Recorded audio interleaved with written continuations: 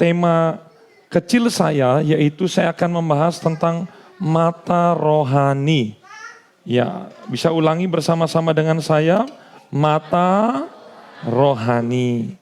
Nah, Bapak Ibu, mau Bapak Ibu percaya mau tidak, hampir setiap agama itu mempunyai kepercayaan bahwa mata kita ini mata jasmani.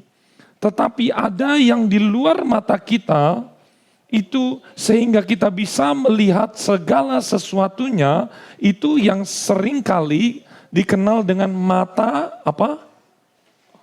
Batin. Ya, pernah dengar ya? Apalagi orang-orang yang bertapa, mau dia Islam, Kristen, itu bersemedi, begitu dia melihat segala sesuatunya keluar dari dalam tubuhnya, dia melihat segala sesuatu yang tidak kasat mata, ya seperti itu. Bahkan ada sebagian orang yang melihat sesuatu yang negatif atau serem-serem, setan-setan dan segala macam. Tetapi ternyata di dalam kehidupan Kristen juga kita mengenal juga tentang mata rohani. Nah, ada satu cerita Bapak Ibu di dalam 2 Raja-Raja. 2 Raja-Raja 6. Coba kita buka 2 Raja-Raja 6.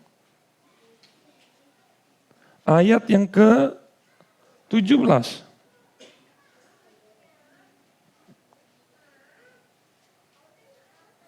Tapi sebelum itu, coba kita ini aja dah.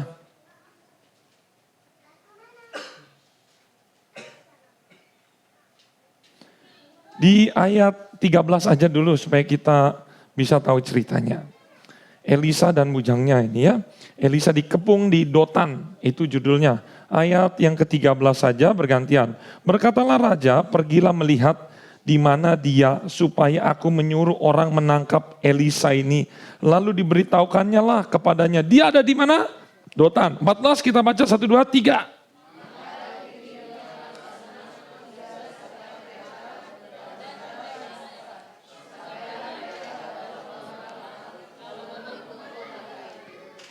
Tentara, kereta itu fisik, jasmani.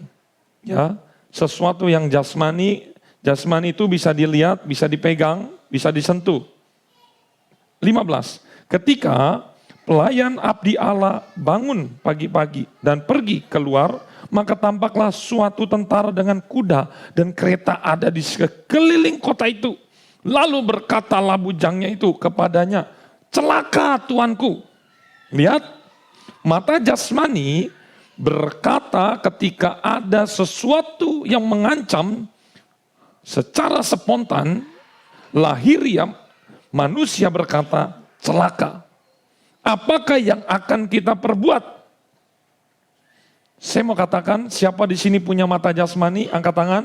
Saya punya. Punya berapa? 2. Ketika kalau sudah tanggal tua, mungkin kita juga sama. Celaka. Tabungan saya sudah mulai habis.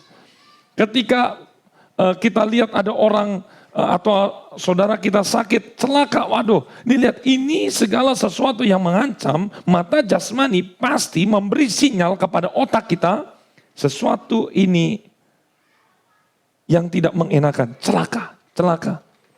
Lihat ya, sinyal mata jasmani memberikan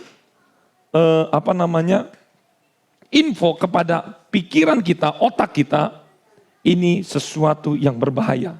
Tetapi di ayat 16 kita baca, ayat berapa ini?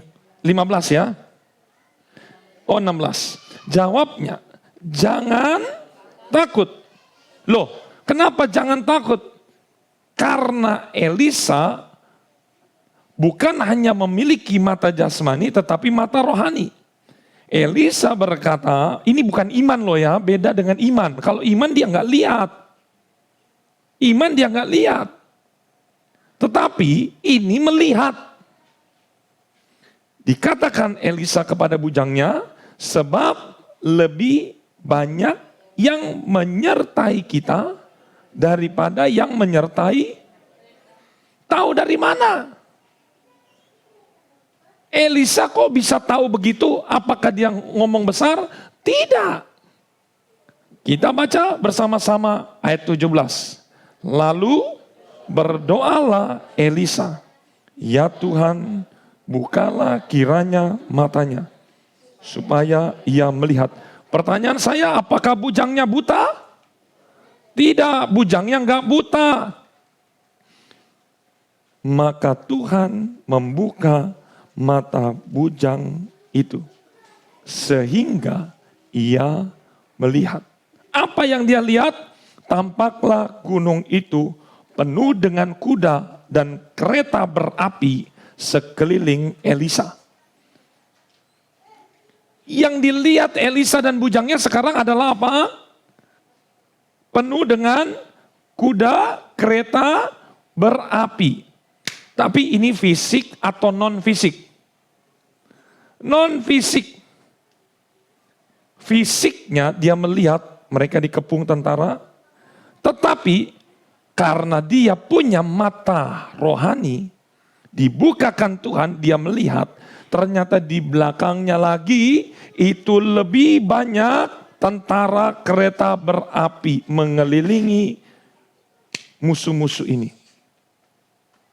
Bapak Ibu, yang ingin saya kasih tahu, banyak orang Kristen yang punya mata jasmani, dari mengenal Tuhan sampai mati hanya itu saja. Dia mengenal Tuhan sama seperti mengenal Thomas. Tahu Thomas? Thomas itu mengenal Tuhan hanya lewat mata.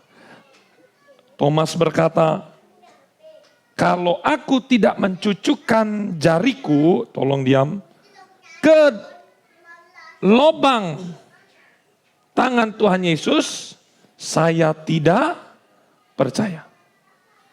Ada berapa banyak orang Kristen yang model Thomas, yang kekristenannya berdasarkan bukti mata, bukti sesuatu yang ada.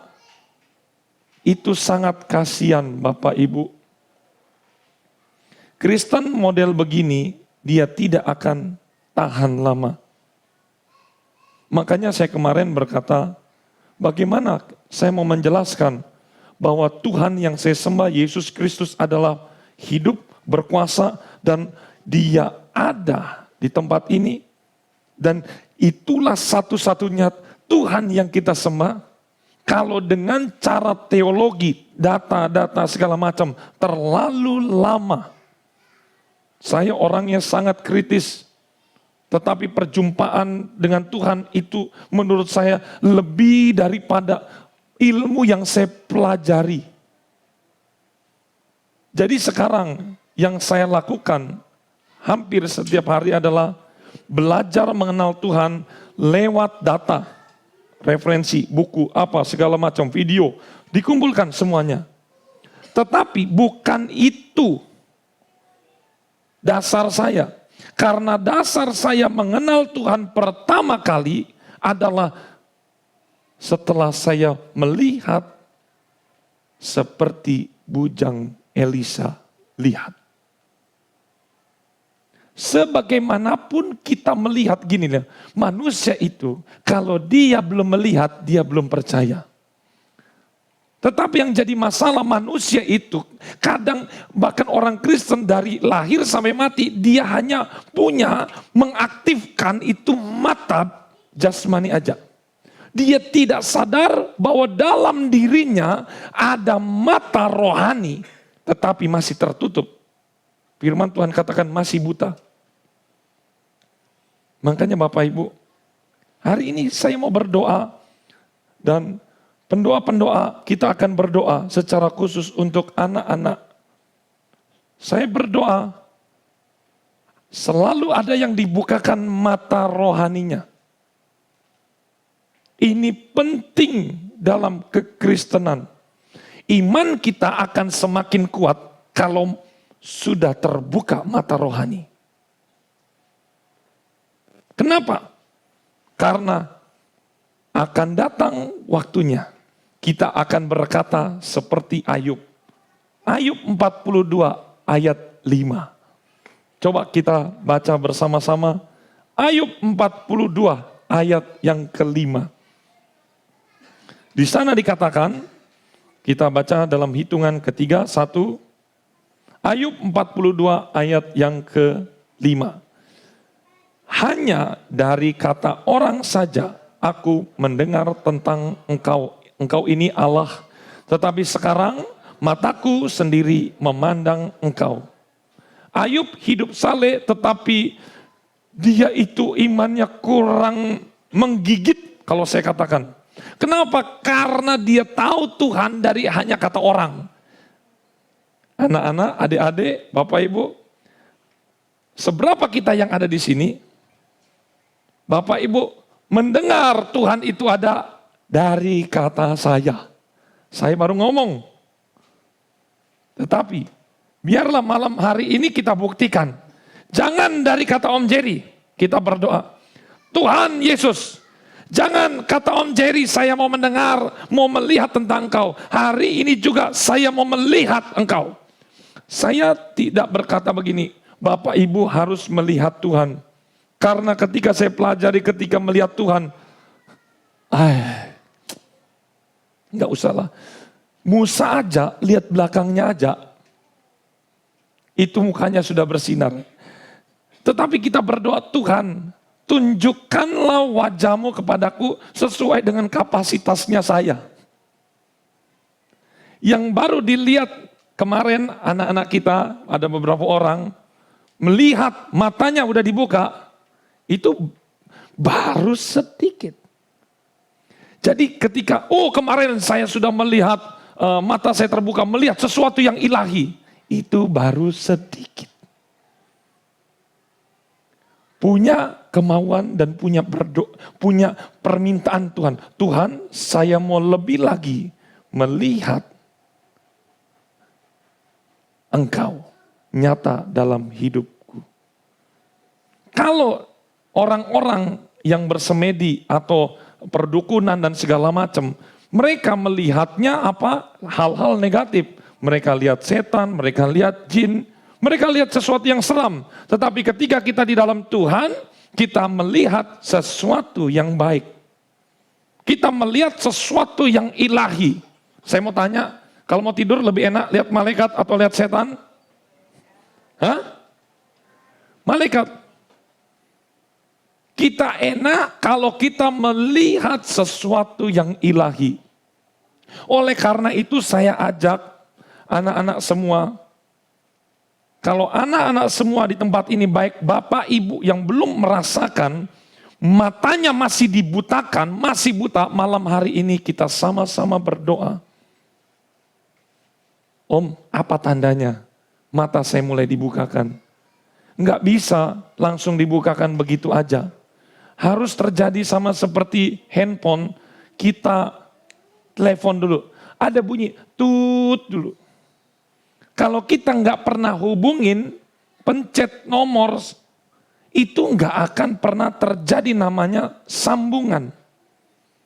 Nah yang kita telepon itu adalah kita duduk, kita berdoa, dan kita memohon belas kasihan. Tuhan Yesus, belas kasihan kepada saya yang berdosa ini. Saya mau melihat Engkau. Saya percaya firman Tuhan berkata, mintalah maka aku akan memberikan kepadamu. Malam ini fokus kita berdoa satu hal. Saya tahu permohonan berdoa kita ada banyak. Tapi bagi para pendoa juga, bagi yang sudah terbuka matanya, kita mau melihat sesuatu yang ilahi itu ditambahkan, terus ditambahkan, terus ditambahkan. Paulus bukan hanya satu kali melihat kemuliaan Tuhan. Pertama dia melihat kemuliaan Tuhan. Terus berikutnya sampai puncaknya Paulus dia diangkat ke surga yang ketiga. Saya belum. Saya kadang kala berdoa, Tuhan ajak apa saya ke atas. Tapi saya berpikir apakah saya kuat dengan tubuhnya yang berdosa ini. Saya iseng-iseng ya berdoa, Tuhan, bukan apa ya, kayak punya kerinduan kalau bisa lihat seperti yang orang lihat, saya juga pengen lihat seperti yang Paulus lihat. dibawa kemana, oke. Tetapi ketika itu tidak dijawab, iman saya juga tidak runtuh. Karena saya sudah pernah melihat kemuliaan Tuhan. Bapak Ibu, ketika Bapak Ibu dalam masalah berat, inilah kunci Bapak Ibu bisa bertahan. Saya yakin perjumpaan pribadi dengan Tuhan membuat Bapak Ibu akan bertahan di dalam Tuhan. Sekali Yesus tetap Yesus. Mati pun saya siap, karena apa? Mata kita sudah lihat Tuhan. Kristen itu bukan hanya data, kita baca Alkitab, kita nyanyian, dari lahir sampai mati. Sangat kasihan orang Kristen seperti itu. Aduh, kasihan. Nanti orang-orang di luar sana menghina. Weh, orang GPDI, orang aliran Pantekosta, karismatik. Kerjanya nangis-nangis, habis nangis ketawa. Tapi kita justru merasa, kasihan banget hidup kamu. Kamu kok nggak pernah nangis? Loh kenapa? Karena cuman baca. Kenapa kamu nggak pernah sukacita ya menangis perjumpaan pribadi? Karena kamu cuman hanya baca dari tahu apa kata orang. Tidak ada satupun manusia yang tahan. Ketika matanya dibukakan, Tuhan melawat dia. Coba saya mau tantang, tahan. Tahan nggak? Yang kemarin ketika doa sudah amin, masih nangis. Itu sangat wajar. Karena banyak di antara kita yang pertama kali bisa tahan? Enggak. Bisa tahan? Enggak. Sampai ke rumah masih lihat itu. Lihat. Itu baru seberapa persennya. Tapi saya yakin, saya percaya ketika kita berjumpa dengan kemuliaan Tuhan, kita tidak akan mati karena Tuhan tahu porsi kekuatan kita itu sampai mana. Makanya Bapak Ibu, ketika kemuliaan Tuhan melawat kita, tidak sedikit orang yang rebah. Rebah itu bukan tanda orang penuh Roh Kudus. Tetapi kita berdosa, dosa ketemu kudus. Kudus menghampiri dosa. Kita langsung gak tahan. Pesan saya malam hari ini simple, cuman satu. Menyembah dengan hati. Jangan ada yang tidur, jangan ada yang lirik kanan kiri, semuanya tutup mata, kita sembah Tuhan. Kita berdoa. Anak-anak, semuanya yang belum dibukakan mata rohani, ikuti saya berdoa. Tuhan Yesus, sekali lagi Tuhan Yesus, kami memohon belas kasihan-Mu. Bukakan, taruh tanganmu semua di mata. Di mata. Bukakan mata rohani saya.